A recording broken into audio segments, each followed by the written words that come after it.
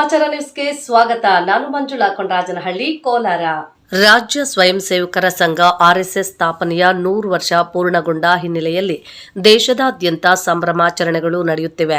ಇದೇ ಹಿನ್ನೆಲೆ ಶಿಡ್ಲಘಟ್ಟದಲ್ಲಿಯೂ ಅಕ್ಟೋಬರ್ 19ರಂದು ಸಂಜೆ 4 ಗಂಟೆಗೆ ಪಥ ಸಂಚಲನ ಕಾರ್ಯಕ್ರಮ ಆಯೋಜಿಸಲಾಗಿದ್ದು, ಈ ಕುರಿತು ಶಿಡ್ಲಘಟ್ಟ ಬಿಜೆಪಿ ಸೇವಾಸೌಧ ಕಚೇರಿಯಲ್ಲಿ ಪತ್ರಿಕಾಗೋಷ್ಠಿ ನಡೆಸಿದ ಬಿಜೆಪಿ ಜಿಲ್ಲಾ ಅಧ್ಯಕ್ಷ ಸಿಕಲ್ ರಾಮಚಂದ್ರಗೌಡ ಅವರು ಆರ್ಎಸ್ಎಸ್ ಬಗ್ಗೆ ಮಾತನಾಡಿದರು. ಆರ್ಎಸ್ಎಸ್ ಶತಮಾನೋತ್ಸವದ ಹಿನ್ನೆಲೆಯಲ್ಲಿ ದೇಶದಾದ್ಯಂತ ಸಾವಿರಾರು ಯುವಕರು, ವಿದ್ಯಾರ್ಥಿಗಳು, ದೇಶಭಕ್ತರು ಸಂಘದ ಕಾರ್ಯಕ್ರಮಗಳಲ್ಲಿ ಭಾಗವಹಿಸುತ್ತಿದ್ದಾರೆ ಎಂದು ಅವರು ತಿಳಿಸಿದರು. ಆರ್ಎಸ್ಎಸ್ ದೇಶಭಕ್ತಿ, ಶಿಸ್ತು ಮತ್ತು ಸೇವಾ ಭಾವನೆಯ ಸಂಕೇತವಾಗಿದೆ. ರಾಷ್ಟ್ರದ ನಿಷ್ಠೆ ಮತ್ತು ಏಕತೆಗೆ ಬದ್ಧವಾದ ಸಂಸ್ಥೆಯಾಗಿದೆ. ಇಂತಹ ಸಂಘದ ಬಗ್ಗೆ ತಪ್ಪು ಪ್ರಚಾರ ಮಾಡುವವರು ರಾಷ್ಟ್ರಹಿತದ ಶತ್ರುಗಳು ಎಂದು ಅವರು ಹೇಳಿದರು. ಕಾಂಗ್ರೆಸ್ ನಾಯಕರಾದ ದೊಣ್ಣೆ ನಾಯಕನ ವಿರುದ್ಧ ಕಿಡಿಕಾರಿದ ಅವರು ಆರ್ಎಸ್ಎಸ್ ಅನ್ನು ತಾಲಿಬಾನ್ ಜೊತೆ ಹೋಲಿಸಿ ಹೇಳುವುದು ದೇಶದ ಅವಮಾನ. ವಿಧಾನಸಭೆಯಲ್ಲಿ ಪಾಕಿಸ್ತಾನ್ ಜಿಂದಾಬಾದ್ ಕೂಗಿದಾಗ ಇದೇ ದೊಣ್ಣೆ ನಾಯಕ ಎಲ್ಲಿದ್ರು? ಹಿಂದುತ್ವದ ವಿಷಯ ಬಂದಾಗ ಮಾತ್ರ ಮಾತನಾಡುವ ಇವರು ದೇಶ ಪ್ರೇಮಿಗಳೇ ಎಂದು ಪ್ರಶ್ನಿಸಿದರು. ಮದ್ದೂರಿನಲ್ಲಿ ಗಣೇಶನ ಮೆರವಣಿಗೆಯ ವೇಳೆ ದೇವರ ಮೂರ್ತಿಗೆ ಕಲ್ಲು ಹೊಡೆದಾಗ ಈ ನಾಯಕರು ಕಾಣಿಸಿಕೊಂಡಿರಲಿಲ್ಲ. ಆದರೆ ಹಿಂದುತ್ವದ ಹೆಸರಿನಲ್ಲಿ ಬಿಜೆಪಿ ವಿರುದ್ಧ ವಿಷ ಪ್ರಚಾರ ಮಾಡುವ ಧೈರ್ಯವಿದೆ. ಇಂತಹ ಜನರು ಮತ ಬ್ಯಾಂಕ್ ರಾಜಕಾರಣಕ್ಕೆ ಒತ್ತು ನೀಡುತ್ತಾ ಜನರನ್ನ ವಿಭಜಿಸುತ್ತಿದ್ದಾರೆ ಎಂದು ಆಕ್ರೋಶ ವ್ಯಕ್ತಪಡಿಸಿದರು. ವರದಿ ಮಳಮಾಚನಹಳ್ಳಿ, ಗೋವರ್ಧನ್, ಶಿಡ್ಲಘಟ್ಟ. ಆತ್ಮನಿರ್ಭರ ಭಾರತ ನಮ್ಮ ಭಾರತ ನೆಚ್ಚಿನ ಪ್ರಧಾನಮಂತ್ರಿಗಳಾದ ಮೋದಿಜಿಯವರು ನಮ್ಮ ಬಿಜೆಪಿಯ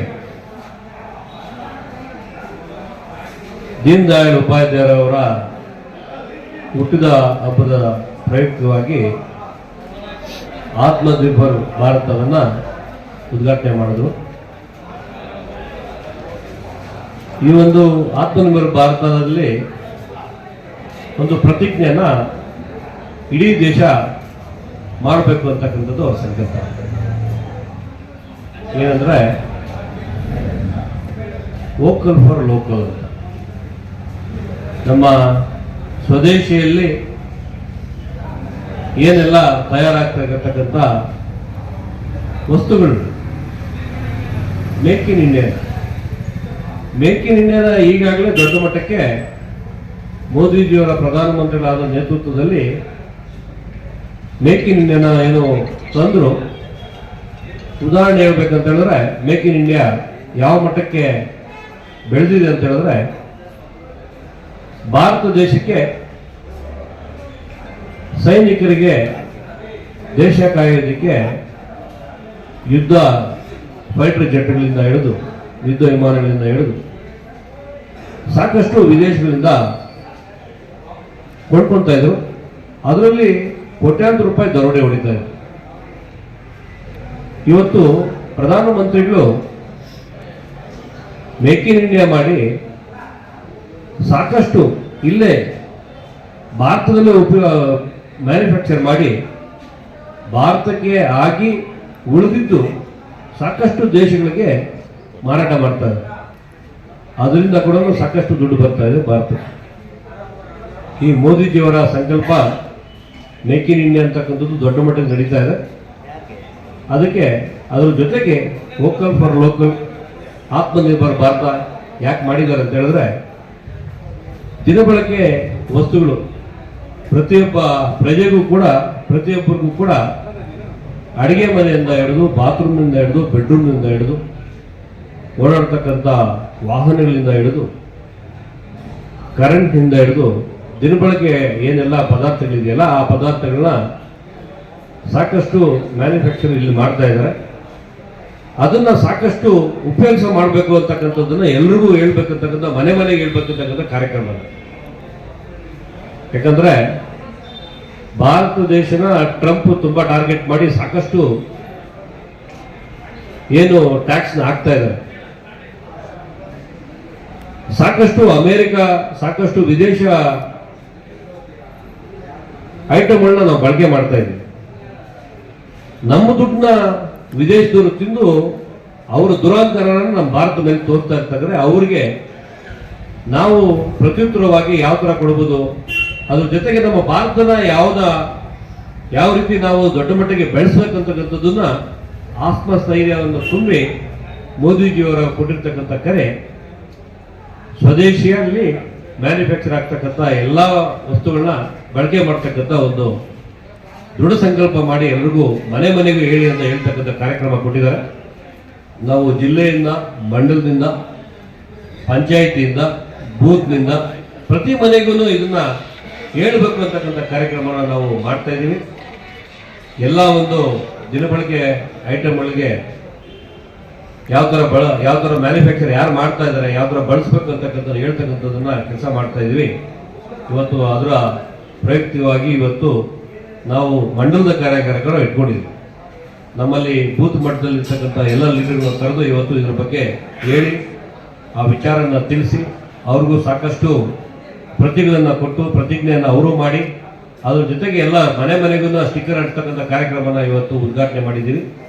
ನಾಳೆಯಿಂದ ಬೂತ್ ಮಟ್ಟದಲ್ಲಿ ಕೂಡ ಈ ಕೆಲಸ ನಡೀತದೆ. ಅದ್ರ ಜೊತೆಗೆ GST ವರದಾನ ಇಡೀ ಭಾರತಕ್ಕೆ ಸಾಮಾನ್ಯ ವರ್ಗಕ್ಕೆ ಆಗಿರ್ತಕ್ಕಂಥದ್ದನ್ನು ಕೂಡ ತಿಳಿ ಹೇಳಿದ್ವಿ. ಆನ್ ಅಂಡ್ ಅವರೇಜ್ ಟ್ಯಾಕ್ಸ್ನ 28%, 18%, 12%, 5% ಇರ್ತಕ್ಕಂಥದ್ದನ್ನ 2 ಸ್ಲಾಬ್ ಇಳಿಸಿದ್ದಾರೆ. ಬರೀ 18% ಮತ್ತೆ 5%. ಸಾಕಷ್ಟು ಸಾಮಗ್ರಿಗಳಿಗೆ 0 ಮಾಡಿದ್ದಾರೆ ಟ್ಯಾಕ್ಸ್ನ. ಎಲ್ಲ ಸರಾಸರಿ ನೋಡಿದ್ರೆ 13% ಟ್ಯಾಕ್ಸು ಎಲ್ಲ ವಸ್ತುಗಳ ಮೇಲೆ ಕಡಿಮೆ ಆಗ್ತಾ ಇದೆ ಸರಾಸರಿಯಾಗಿ. ಒಂದು ಐಟಮ್ ಅಲ್ಲಿ 5% ಆಗಿದೆ, ಒಂದರಲ್ಲಿ 6%, 10%, ಒಂದು 20%. ಎಲ್ಲ ಐಟಮ್ನ ನಾವು ಆವರೇಜ್ ಮಾಡಿ ನೋಡಿದಾಗ ಒಂದು 13% ವರೆಗೂ ಕಡಿಮೆ ಆಗ್ತಾ ಇದೆ. ಒಂದು ಎಕ್ಸಾಂಪಲ್, ಒಂದು ಮೋಟರ್ ಬೈಕ್ನ ನಾವು ತಗೋಬೇಕಂತ ಹೇಳಿದ್ರೆ 1 ಲಕ್ಷ ಆಗ್ತಾ ಇತ್ತು. ಅದರ ಮೇಲೆ ಕಡಿಮೆ ಅಂದ್ರೆ 10,000 ರೂಪಾಯಿ ಕಡಿಮೆ ಆಗ್ತಾ ಇದೆ. ಒಬ್ಬ ರೈತ ಟ್ರ್ಯಾಕ್ಟರ್ ತಗೋಬೇಕಂತ ಹೇಳಿದ್ರೆ 10 ಲಕ್ಷ ಆಗ್ತಾ ಇತ್ತು, 7 ಲಕ್ಷ ಆಗ್ತಾ ಇತ್ತು. ಅವರಿಗೆ ಕಡಿಮೆ ಅಂದ್ರೆ 70, 80, 90,000, 1 ಲಕ್ಷ ರೂಪಾಯಿವರೆಗೂ ಕಮ್ಮಿ ಆಗ್ತಾ ಇದೆ. ಸಾಮಾನ್ಯ ವರ್ಗದವರು ಒಂದು ಕಾರ್ ತೊಳಗೆ ತುಂಬಾ ಜನ ಪ್ಲಾನ್ ಮಾಡ್ತಾ ಇದ್ರು, ತಗೊಂಡಿರ್ಲಿಲ್ಲ. 10 ಲಕ್ಷ ರೂಪಾಯಿ ಕಾರಿಗೆ ಅವ್ರಿಗೆ ಇವತ್ತು 1.5 ಲಕ್ಷ ರೂಪಾಯಿ ಕಡಿಮೆ ಆಗಿದೆ. ಈ ಒಂದು ತಳಮಟ್ಟದಲ್ಲಿ ಎಲ್ರಿಗೂ ಸಾಮಾನ್ಯ ವರ್ಗದವರು ಕೂಡ ಕಡಿಮೆ ಏನು ಇವತ್ತು ಆಗಿರೋದ್ರಿಂದ ಇವತ್ತು ಎಲ್ರಿಗೂ ದೊಡ್ಡ ಮಟ್ಟಕ್ಕೆ ಬೆನಿಫಿಟ್ ಆಗ್ತಾ ಇದೆ. ಬಜೆಟ್ ಅಲ್ಲೂ ಕೂಡ ಇನ್ಕಮ್ ಟ್ಯಾಕ್ಸ್ ಸುಧಾರಣೆ ತಗೊಂಡಿದ್ದು ಕೂಡ ಸಾಮಾನ್ಯ ವರ್ಗಕ್ಕೆ ದೊಡ್ಡ ಮಟ್ಟಕ್ಕೆ ವರದಾನ ಆಗಿದೆ. ಹಿಂಗಂದ್ರೆ 12 ಲಕ್ಷವರೆಗೂ 0 ಟ್ಯಾಕ್ಸ್ ಇನ್ಕಮ್ ಟ್ಯಾಕ್ಸ್ ಮಾಡಿದ್ದಾರೆ. ಇಷ್ಟು ಮುಂಚೆ ಮನೆ ಬಾಡಿಗೆ ಯಾರಾದರೂ ಟೌನಲ್ಲಿ ಕೊಟ್ಟಿದ್ರೆ ಅವ್ರ ಮನೆ ಬಾಡಿಗೆ ಅವರಿಗೆ ವರ್ಷಕ್ಕೆ ಒಂದು 10 ಲಕ್ಷ ಬಂತು ಅಂತ ಹೇಳಿದ್ರೆ ಅದರಲ್ಲಿ ಹೆಚ್ಚು ಕಡಿಮೆ 2-3 ಲಕ್ಷ ಟ್ಯಾಕ್ಸ್ ಹೋಗುತ್ತೆ. ಇವತ್ತು ಅದು 0 ಆಗಿದೆ. ಸಾಮಾನ್ಯ ವರ್ಗದವರು ಹಿಂಗಂದ್ರೆ ಒಬ್ಬ ಮಾಸ್ ಸರ್ಕಾರಿ ಉದ್ಯೋಗ ಮಾಡಿ ಅವ್ರ ಜೀವನ ಎಲ್ಲ ದುಡಿದು ಒಂದು ಮನೆ ಕಟ್ಟಿದ್ರೆ ಅವರು ವಾಸಕ್ಕೆ 1 ಫ್ಲೋರ್ ಇಟ್ಕೊತಾರೆ, 2 ಫ್ಲೋರ್ ಬಾಡಿಗೆ ಕೊಡ್ತಾರೆ. ಇಲ್ಲ ಎಕ್ಸ್ಟ್ರಾ ಇನ್ನೊಂದು ಬಿಲ್ಡಿಂಗ್ ಕಟ್ತಾರೆ ಅವ್ರ ಮಕ್ಕಳಿಗೆ. ಅವ್ರ ಬಾಡಿಗೆ ಬಂದ್ರೆ ತಿಂಗಳಿಗೆ 1 ಲಕ್ಷ ಬಂದ್ರೆ ವರ್ಷಕ್ಕೆ 12 ಲಕ್ಷ ಆದ್ರೆ ಅವರಿಗೆ 3 ಲಕ್ಷ ರೂಪಾಯಿ ಕಡಿಮೆ ಅಂದ್ರೂ ಅವರಿಗೆ ಟ್ಯಾಕ್ಸ್ ಹೋಗ್ತಾ ಇತ್ತು. ಇವತ್ತು ಅವರಿಗೆ 0 ಆಗಿದೆ. ಅವ್ರ ಮಕ್ಕಳು ಯಾವ್ದಾದ್ರು ಸಾಫ್ಟ್ವೇರ್ ಕಂಪ್ನಿ ಸೇರ್ಕೊಂಡು ಯಾವ್ದಾದ್ರು ಬೇರೆ ಒಂದು ಸರ್ಕಾರಿ ಉದ್ಯೋಗಕ್ಕೆ ಹೋಗಿ ಅವ್ರಿಗೂ ಕೂಡ 10 ಲಕ್ಷ 12 ಲಕ್ಷ ವರ್ಷಕ್ಕೆ ಅವ್ರಿಗೆ ಸಂಬಳ ಬರ್ತಾ ಇದ್ರೆ ಅದು ಕೂಡ 0 ಆಗಿದೆ. ಇದೆಲ್ಲ ಮೋದಿಜಿಯವರ ಕೊಡುಗೆ ಸಾಮಾನ್ಯ ವರ್ಗಕ್ಕೆ. ಸಾಮಾನ್ಯ ವರ್ಗ ನಮಗೆ ಹೆಚ್ಚು ಕಡಿಮೆ 60%, 70% ವರೆಗೂ ನಮ್ಮ ಭಾರತದ ಸಾಮಾನ್ಯ ವರ್ಗ. ಆ ಸಾಮಾನ್ಯ ವರ್ಗಕ್ಕೆ ಕೊಟ್ಟಿರ್ತಕ್ಕಂಥ ಒಂದು ಇವತ್ತು ನಮ್ಮ ದೀಪಾವಳಿಗೆ ಅನ್ಕೋಬಹುದು, ಎಲ್ಲ ಹಬ್ಬಗಳಿಗೆ, ಮೊನ್ನೆ ವಿಜಯದಶಮಿ ಹಬ್ಬ, ದೀಪಾವಳಿ ಬಂತು, ಎಲ್ಲ ಒಂದು ಕೆಂಪುಕೋಟೆ ಆಗಸ್ಟ್ 15ನೇ ತಾರೀಕು ಕೆಂಪುಕೋಟೆ ಮೇಲೆ ಹೇಳಿದ್ರು ನಾವು ಭಾರತಕ್ಕೆ ಸಾಮಾನ್ಯ ವರ್ಗಕ್ಕೆ ಒಳ್ಳೆ ದೊಡ್ಡ ಮಟ್ಟಕ್ಕೆ ಗಿಫ್ಟ್ ಕೊಡ್ತೀನಿ ಅಂತ. ಅದೇ ಪ್ರಕಾರ ಇವತ್ತು GST ಗಿಫ್ಟ್ ಕೊಟ್ಟಿದ್ದಾರೆ. ಮೋದಿಜಿಯವರಿಗೆ ಧನ್ಯವಾದ. ಇಡೀ ದೇಶದಲ್ಲಿರ್ತಕ್ಕಂಥ ಎಲ್ಲ ವರ್ಗದವರು ಮೋದಿಜಿಯವರಿಗೆ ಧನ್ಯವಾದ ಹೇಳ್ಬೇಕಂತ ಈ ಸಂದರ್ಭದಲ್ಲಿ ಹೇಳ್ತಾರೆ. ರಾಷ್ಟ್ರೀಯ ಸ್ವಯಂ ಸೇವಕ ಸಂಘ RSS ಭಾರತದಲ್ಲಿ ಬರೀ ಒಬ್ಬರು ಕಟ್ಟಿರ್ತಕ್ಕಂಥದ್ದಲ್ಲ, ಒಬ್ಬರಿಗೋಸ್ಕರ ಕಟ್ಟಿರ್ತಕ್ಕಂಥದ್ದಲ್ಲ, ಯಾವುದೋ ರಾಜಕಾರಣಕ್ಕೆ ಕಟ್ಟಿರ್ತಕ್ಕಂಥದ್ದಲ್ಲ. ಇವತ್ತು 100 ವರ್ಷ ಕಂಪ್ಲೀಟ್ ಆಗ್ತಾ ಇದೆ. ಕಂಪ್ಲೀಟ್ ಆಯ್ತು ಮೊನ್ನೆ ವಿಜಯದಶಮಿಗೆ, ಅಕ್ಟೋಬರ್ 8ನೇ ತಾರೀಕು ವಿಜಯದಶಮಿಗೆ 100 ವರ್ಷ ಕಂಪ್ಲೀಟ್ ಆಗಿದೆ. ಅದು ಪ್ರಯುಕ್ತ ಇಡೀ ದೇಶದಲ್ಲಿ ಇವತ್ತು ಎಲ್ಲ ತಾಲೂಕುಗಳಲ್ಲಿ ಕೂಡ ಸಾಕಷ್ಟು ಯುವಕರು, ಮಕ್ಕಳು, ದೇಶಭಕ್ತಿ ಇರ್ತಕ್ಕಂಥವ್ರು, RSSಗೆ ಪ್ರೇರಣೆಯಲ್ಲಿ RSS ಕೆಲಸ ಮಾಡ್ತಕ್ಕಂಥವ್ರು, RSS ಬಗ್ಗೆ ಗೊತ್ತಿರ್ತಕ್ಕಂಥವ್ರು ಇವತ್ತು ಒಂದೊಂದು ತಾಲೂಕಲ್ಲೂ ಕೂಡ ಇವತ್ತು ಪಥಚಲನವನ್ನು ಮಾಡ್ತಾ ಇದ್ದಾರೆ. ನಮಗೂ ಕೂಡ ಶಿಡ್ಲಘಟ್ಟದಲ್ಲಿ ಇದೇ 19ನೇ ತಾರೀಕು ಸಾಯಂಕಾಲ ನಮಗೊಂದು 4 ಗಂಟೆಗೆ ನಮಗೊಂದು ಅವಕಾಶ ಕೊಟ್ಟಿದ್ದಾರೆ. ಈ ಒಂದು ಪತ್ರಿಕಾ ಗೋಷ್ಠಿ, ಪತ್ರಿಕಾ ಮಾಧ್ಯಮದ ಮಿತ್ರರೊಂದಿಗೆ ಇವತ್ತು ಮನವಿ ಮಾಡ್ಕೊತೀನಿ, ತಾವು ಕೂಡ ಸಾಕಷ್ಟು ಇದರ ಬಗ್ಗೆ ಎಲ್ರಿಗೂ ತಿಳಿಸ್ಬೇಕು. ನಮಗೆ 19ನೇ ತಾರೀಕು ಸಾಯಂಕಾಲ 4 ಗಂಟೆಗೆ ಇಲ್ಲಿ ಕಾರ್ಯಕ್ರಮ ಇದೆ. ಈ ಕಾರ್ಯಕ್ರಮಕ್ಕೆ ದೇಶಭಕ್ತಿ ಇರ್ತಕ್ಕಂಥ ಎಲ್ಲ ಯುವಕರು, ಮಕ್ಕಳು, ಯುವಕರು ಎಲ್ಲರೂ ಕೂಡ ಇದರಲ್ಲಿ ಪಾಲ್ಗೊಳ್ಬೇಕು ಅಂತ ವಿನಂತಿ ಮಾಡ್ಕೊತೀವಿ. ಅದರ ಜೊತೆಗೆ ಮತ್ತೊಂದು ಹೇಳಿಕೆ, RSS ಬಗ್ಗೆ ಒಬ್ಬ ದೊಣ್ಣೆ ನಾಯಕ, ಆ ದೊಣ್ಣೆ ನಾಯಕ ಎಷ್ಟು ಮಟ್ಟಿಗೆ ದೊಣ್ಣೆ ನಾಯಕ ಅಂತ ಹೇಳಿದ್ರೆ, ಅವಾಗ ಮನ್ಸು ಬಂದಾಗೆಲ್ಲ ಪ್ರಚಾರ ಚಪಲಕ್ಕೆ RSS ಬಗ್ಗೆ ಮಾತಾಡೋದು. ಜೂನಿಯರ್ ಖರ್ಗೆ, ಮರಿ ಖರ್ಗೆ ತುಂಬಾ ಗೌರವಯುತವಾಗಿ ದೇಶದಲ್ಲೆಲ್ಲರೂ ನೋಡ್ತಾ ಇದ್ದಾರೆ ಅವ್ರನ್ನ, ಏನು ಮಾಡ್ತಾ ಇದ್ದಾರೆ ಅವರು ಅಂತ. ಅವ್ರೇನ್ ಹೇಳ್ತಾರೆ, ತಾಲಿಬಾನ್ ತರ ಸೃಷ್ಟಿ ಮಾಡಕ್ಕೆ ಹೊರಟಿದ್ದಾರೆ ಇವರು ಅಂತ ಹೇಳ್ತಕ್ಕಂಥದ್ದು ತಾವು ಎಲ್ಲ ನೋಡಿದ್ರ, ನಾವು ನೋಡಿದ್ವಿ. ಇವರು ಭಾರತ ದೇಶದಲ್ಲಿ ಹಿಂದುತ್ವ ಬಗ್ಗೆ ಎಷ್ಟು ಗೌರವ ಇದೆ ಅಂತ ಇದರಿಂದ ಗೊತ್ತಾಗುತ್ತೆ. ಯಾಕಂದ್ರೆ ವಿಧಾನಸೌಧದಲ್ಲಿ ಪಾಕಿಸ್ತಾನ್ ಜಿಂದಾಬಾದ್ ಅಂದಾಗ ಎಲ್ಲೋಗಿದ ಈ ದೊಣ್ಣೆ ನಾಯಕ? ದೇಶಭಕ್ತಿ ಇದೆ ಅವ್ರಿಗೆ? ಅವ್ರು ಏನಾದ್ರು ಮಾಡಿದ್ರ? ಬೇಡ. ಮದ್ದೂರಲ್ಲಿ ಗಣೇಶನ ಮೆರವಣಿಗೆ ಮಾಡುವಾಗ ದೇವರ ಮೇಲೆ ಕಲ್ಲು ಹೊಡೆದ್ರು. ಅವತ್ತೆಲ್ಲೋಗಿದ್ದ? ಬಿಜೆಪಿಯವರು ಹೋಗಿ ಹಿಂದುತ್ವ ಅಂತ ಮಾತಾಡಿದ್ರೆ ಇವರು ಜೆಗಳಿಗೆ, ಪಾಕಿಸ್ತಾನ ಜೈ ಅನ್ನೋರಿಗೆ ಇವರಿಗೆ ಕುಮ್ಮ ಕೊಡ್ತಾರೆ. ಇವರು ಭಾರತ ದೇಶದಲ್ಲಿರ್ತಕ್ಕಂಥ ಲೀಡರ್, ಮುಂದಿನ ದಿನಗಳ ನಾಯಕರು.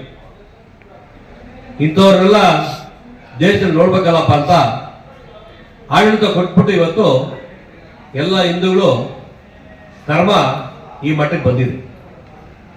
ಓಟ್ ಹಾಕೋದು ಹೇಗೆ ನಮ್ಮ ಜನರು ಯೋಚನೆ ಮಾಡಲ್ಲ ಗೊತ್ತಿಲ್ಲ. ಅಟ್ಲೀಸ್ಟ್ ಇನ್ಮೇಲಾದ್ರೂ ಯಾವ ನಾಯಕನ ನಾವು ಆರಿಸ್ಕೋಬೇಕು, ಯಾವ ತರ ಮಾಡ್ಬೇಕು ಅಂತ ಈ ದೇಶದಲ್ಲಿರೋರೆಲ್ಲ ತಿಳ್ಕೋಬೇಕು. ನಾವು ಯಾವತ್ತು RSS ಆಗಲಿ ಬಿಜೆಪಿ ಆಗಲಿ ಯಾವುದೇ ಜಾತಿನ ವಿರೋಧ ಮಾಡಲ್ಲ. ನಮ್ಮ ಮೋದಿಜಿಯವರು ಹೇಳ್ತಕ್ಕಂಥದ್ದು ಸಬ್ಕಾ ಸಾಥ್ ಸಬ್ಕಾ ವಿಕಾಸ್ ಅಂತ ಹೇಳ್ತಾರೆ. ಅಂದ್ರೆ ಅವರು ಯಾವತ್ತು ಕೂಡ ಯಾವ ಜಾತಿ ಬಗ್ಗೆ ಕೂಡ ವಿರೋಧ ಮಾಡಿಲ್ಲ. ಆದ್ರೆ ಇವರ ವೋಟ್ ಬ್ಯಾಂಕ್ಗೋಸ್ಕರ ಮುಸ್ಲಿಮ್ನ ಸಪರೇಟ್ ಆಗಿ ಮೈ ಬ್ರದರ್ಸ್ ಮೈ ಸಿಸ್ಟರ್ಸ್ ಅಂತ ಹೇಳ್ತಕ್ಕಂಥದ್ದು. ಯಾವುದಕ್ಕೆ? ಓಟ್ಗೋಸ್ಕರ. ಅವರು ತಡ್ಕೋಬೇಕು. ಇದೇ ಶಿಡ್ಲಘಟ್ಟದಲ್ಲಿ ನಾವು ಸುಮಾರು ಸರಿ ಹೇಳಿದ್ವಿ. ಆ ರೈಲ್ವೆ ಸ್ಟೇಷನ್ ಆಚೆ ಹೋಗಿ ನೋಡಿದ್ರೆ ಆ ರೋಡ್ಗಳು, ಅವ್ರಿಗೆ ಮನೆ ಮುಂದೆ ಇರ್ತಕ್ಕಂಥ ಕೊಚ್ಚೆ, ಆ ಪಾಪ ಅವ್ರಿಗೆ ಅವರ ಆರ್ಥಿಕತೆ, ಅವ್ರಿಗೆ ಸರಿಯಾಗಿ ಆಸ್ಪತ್ರೆಗಳಿಲ್ಲ, ಸರಿಯಾಗಿ ಸ್ಕೂಲ್ಗಳಿಲ್ಲ, ಅವ್ರಿಗೆಲ್ಲ ಫ್ಯಾಕ್ಟ್ರಿಯಲ್ಲಿ ಕೆಲಸ ಮಾಡ್ಕೊಳ್ತಕ್ಕಂಥ ಕೈಗಳೆಲ್ಲ ಪಾಪ ಅವ್ರ ಕೈಗಳೆಲ್ಲ ಪೂರ್ತಿ ಅಷ್ಟೊಂದು ಅವ್ರ ಕೈಗಳು ನೋಡ್ಬೇಕು. ಪಾಪ ಅವ್ರ ಕೈಗಳು ಬಂದಿರ್ತಕ್ಕಂಥದ್ದನ್ನ ಬೊಬ್ಬೆಗಳು, ಅವ್ರ ಕಷ್ಟ ನೋಡ್ತಾ ಇದ್ದೀರಾ? ಪ್ರಾಮಾಣಿಕವಾಗಿ ಅವರು ಬೂತ್ ಅಲ್ಲಿ ಕಾಂಗ್ರೆಸ್ ಪರ ಆ ಬೂತ್ ಅಲ್ಲಿ ಬಟನ್ ಅದು ಒಂದೇ ಕಡೆ ಒತ್ತಿ ಬಟನ್ ಸೌದೋಗಿತ್ತು. ಆ ಮಟ್ಟಕ್ಕೆ ಕಾಂಗ್ರೆಸ್ಗೆ ಅವರು ಅಷ್ಟೊಂದು ಭಕ್ತಿಯಿಂದ ಪಾಪ ಕಾಂಗ್ರೆಸ್ ಮತ ಕೊಟ್ಟಿದ್ರು. ಅವರೇನು ಉದ್ಧಾರ ಮಾಡಿದ್ರಿ ನೀವು? ನಿಮ್ಮ ಚಪಲಗಳಿಗೆ, ನಿಮ್ಮ ಅಧಿಕಾರಿಗಳಿಗೆ, ನಿಮ್ಮ ಸ್ವಾರ್ಥಗಳಿಗೆ ಇವತ್ತು ಅವರನ್ನು ಓಲೈಸಿಕೊಂಡು ಹಿಂದುತ್ವದ ವಿರೋಧ ಮಾಡುವಷ್ಟು ಧೈರ್ಯ ಬಂದ್ಬಿಡ್ತಾರೆ ನಿಮ್ಗೆ. ಹಿಂದೂಗಳು ಅಂದ್ರೆ ಏನು ಅಂತ ಅವರಿಂದ ಬಾಯಿ ಬಿಚ್ಚಿ ಮಾತಾಡಿ ಹೊರಟ್ರೆ ಗೊತ್ತಾಗುತ್ತೆ. ಮುಂದಿನ ದಿನಗಳಲ್ಲಿ ಅವ್ರು ಏನಾದ್ರೂ ಗ್ರಾಚಾರ ಕಟ್ಟಿದ್ರೆ, ಗ್ರಾಚಾರ ಚೆನ್ನಾಗಿರ್ಬೇಕು ಅಂತ ಹೇಳಿದ್ರೆ ಎಲ್ಲರೂ ಸಮಾನವಾಗಿ ನೋಡಬೇಕು. ಭಾರತದಲ್ಲಿ ದೇಶದಲ್ಲಿ ಜಾತಿಗಳನ್ನ ವಿಷ ಬೀದಿ ಬಿತ್ತಾ ಇರ್ತಕ್ಕಂಥದ್ದು ಕಾಂಗ್ರೆಸ್ ಅವರ ಸಂಪ್ರದಾಯ ಮಾಡ್ಕೊಂಡು ಇವತ್ತಲ್ಲ, ನೆಹರುವಿಂದ ಹಿಡಿದು ಇಂದಿರಾ ಗಾಂಧಿ ಅವರಿಂದ ಮುಸ್ಲಿಮ್ಸ್ನ ಓಲೈಕೆ ಮಾಡ್ಕೊಂಡ್ರು, ಮುಸ್ಲಿಮರ ಬಗ್ಗೆ ಓಟ್ ಹಾಕ್ಸ್ಕೊಂಡ್ರು, ಅವ್ರಿಗೆ ಚಿಪ್ಪೆ ಕೊಟ್ರು. ಏನ್ ಮಾಡಿದ್ರು ಅವರಿಗೆ? ಇವತ್ತು ಹಿಂದುತ್ವದ ಬಗ್ಗೆ, RSS ಬಗ್ಗೆ ಏನಾದ್ರೂ ಟೀಕೆ ಮಾಡ್ತಕ್ಕಂಥದ್ದು ಮಾಡಿದ್ರೆ ನಿಮ್ಗೆ ಗ್ರಾಚಾರ ಕಟ್ಟಿದೆ. ನಿಮ್ ಕೈಲಿ ಏನು ಮಾಡಕ್ ಆಗೋದೇ ಇಲ್ಲ, ಅದು ಬೇರೆ ವಿಷಯ. ಅವತ್ತು ನೆಹರು ಅವರು, ಇಂದಿರಾ ಗಾಂಧಿ ಅವರು RSS ನ ಬ್ಯಾನ್ ಮಾಡಿದ್ರು, ಮತ್ತೆ ಅವರೇ ಕರೆದು ವಾಪಸ್ಸು ಇಲ್ಲ ಆಯ್ತು ಮಾಡಿ ಅಂತ ಮಾಡ್ತಕ್ಕಂಥದ್ದು ಹಿಸ್ಟ್ರಿ ಇದೆ. ಹಿಸ್ಟ್ರಿ ತಿಳ್ಕೊಳ್ಳಿ. ಇವತ್ತು ದೇಶದ ಉಳಿವಿಗಾಗಿ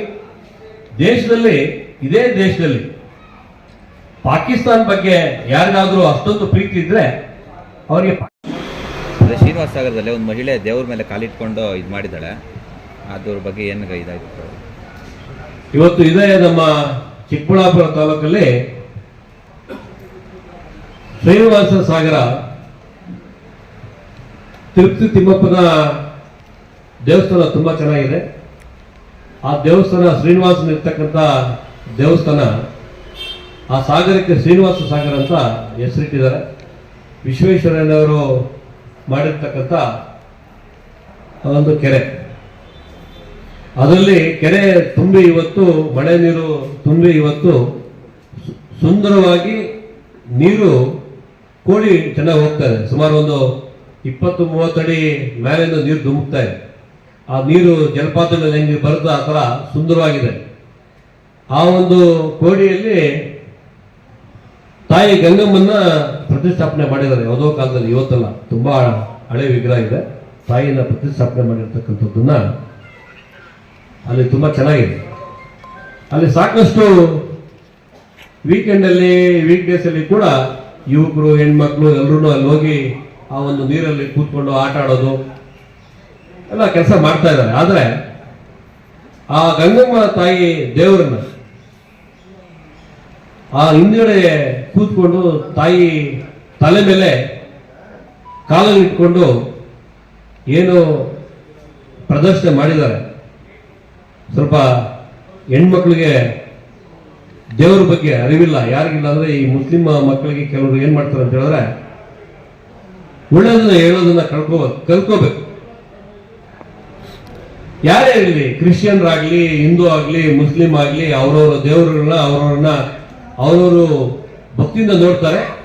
ಆದ್ರೆ ನಾನು ಹಿಂದೂ ಆದ್ರೆ ಕ್ರಿಶ್ಚಿಯನ್ರಾಗ್ಲಿ, ಮುಸ್ಲಿಮರಾಗ್ಲಿ ದೋಷಣೆ ಮಾಡೋದು, ದುರಂಗಾರದಿಂದ ಕಾಲುಗಳಲ್ಲಿ ಒದೆಯೋದು, ಇದೆಲ್ಲ ಮಾಡ್ತಕ್ಕಂಥದ್ದು ತಪ್ಪು ಯಾರೇ ಆಗಲಿ. ಈ ಸಂಸ್ಕೃತಿನ ಇವರು ಕೆಲವರು ಈಗ ಬರೋ ಯುವ ಪೀಳಿಗೆಗೆ ಕಲಿಸ್ಕೊಡ್ತಾ ಇದ್ದಾರೆ.